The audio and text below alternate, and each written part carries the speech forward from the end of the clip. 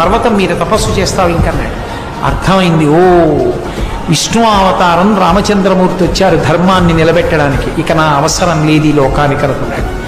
అనుకుని రామ నా పాదములను కొట్టేస్తే నేను ఈ భూమిని కశ్యప ప్రజాపతికి దానం చేశాను, గమనశక్తి పోతే రాత్రి అయితే నేను ఈ భూమి మీద ఉండకూడదు, వెళ్ళిపోవాలి మహేంద్రగిరి మీదకి, అందుకని నా గమనశక్తిని కొట్టకు, నేను సంపాదించుకున్న అక్షయ పుణ్యాల్ని కొట్టేసేయమన్నాడు.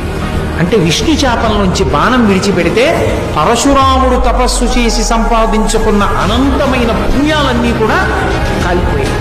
కాలిపోతే తేజస్సు అంతా క్షీణించిపోయి బరువుగా అడుగులు వేస్తూ మహేంద్ర పర్వతం మీద గడిపోయాడు. విష్ణు శాపాన్ని వదిలిపెట్టేసి వెళ్ళిపోతే పితృదేవతలందరూ కనబడి ఒరే మా కోసమని కార్తవీర్యార్జునుడు వచ్చి జమదగ్నిని చంపాడని కోపగించి 21 మాటలు క్షత్రియుల్ని చంపాడు.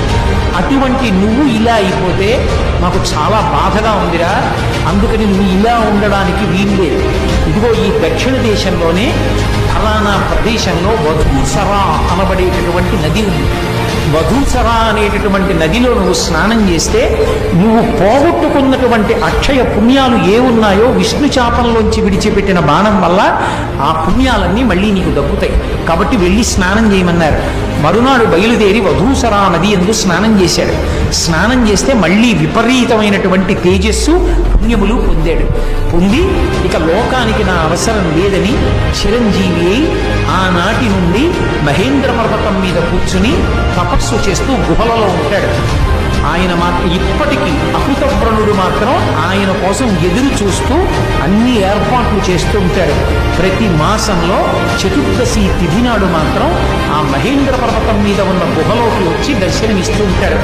అంతటి మహానుభావుడు చిరంజీవి అయినటువంటి పరశురాముడి గురించి ఎక్కడ చెప్పబడుతుందో అక్కడ అరిష్టము, పీడ, ఉగ్రభూతముల యొక్క పద్ధతి ఇవన్నీ తొలగిపోతాయి. ఎంతటి ఆపదలు కూడా సమసిపోతాయి. ఆవేశావతారములలో అత్యంత ప్రధానమై చిరంజీవి అయి తపోనిష్టా గరిష్ఠుడై రాబోయేటటువంటి కాలంలో సప్తర్షులలో ఒకడయ్యేటటువంటి అద్భుతమైనటువంటి అవతారం దశావతారాల్లో పరశురామ అవతారం.